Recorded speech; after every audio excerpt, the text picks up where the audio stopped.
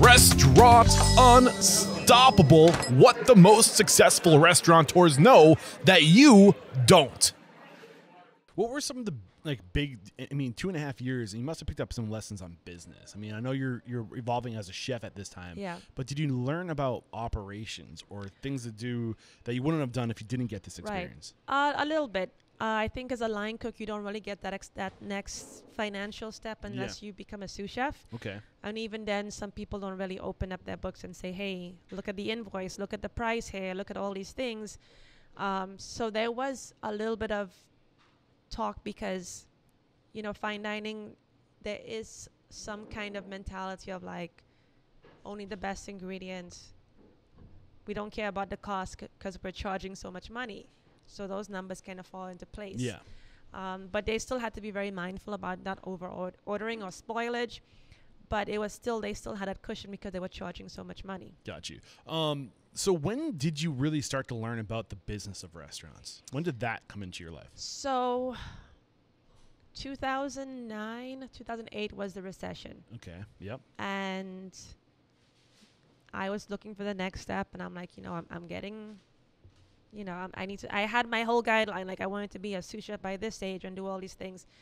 And the Fontainebleau Hotel, where Scott Cohen was opening up, Scott Petter was opening up, and everybody's like, why are they opening up in a recession? They're crazy. They spent $1 billion on this hotel. And I said, I'm just going to apply for sous chef.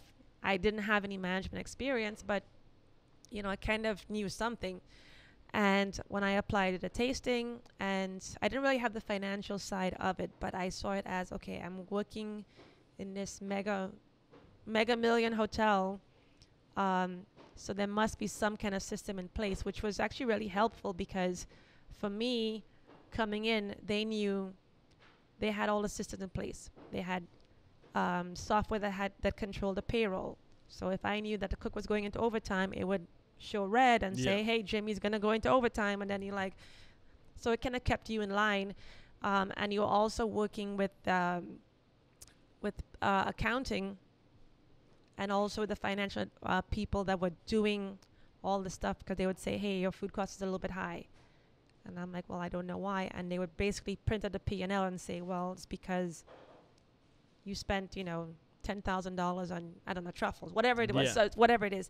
So they kind of had those guidelines because they knew that a lot of people are not looking at those financial things. They're just looking at running a service and expediting a service. And it's more than that. I think a lot of people think that cooking is just about making great food and having a great service. It's actually the financial side, because there's a lot of restaurants that run and you think, oh man, they're crushing it, and they're in the red, which is I know a lot of restaurants. I mean, I kind of feel a little out of place, like, but just talking to people in this city, like a real conversation I just had with Michael Muffaletto was that, you know, you're getting all these industry accolades, and I'm from the outside looking in, everyone's like, they're the guys, like they're killing it. Right. But at the same time, he was like, during all that time, we were barely getting by. Like we were afraid, like we're like getting all these accolades, and we're afraid we won't make payroll that week. Like how messed up is our industry that like that's a thing? You know what I mean? It's very stressful because the industry, you know, pre-pandemic, you know, people think it's glamorous. Oh, you have your own restaurant, everything is great. I'm like, okay, you really don't know what's going on, because I don't sleep at night. I'm stressed out. You're dealing with a lot of staffing issues sometimes. You're dealing with, you know, prices going up for food. So you're dealing with it's a big chess game that you're playing. And now with the pandemic, it's made even worse. So the chances of 1 in 10 restaurants making it, you know, after year 1 is... It's now 4 and 5. Or 4 out of 5 won't make it. It's like 4.5. Yeah, right? It's crazy what's happening.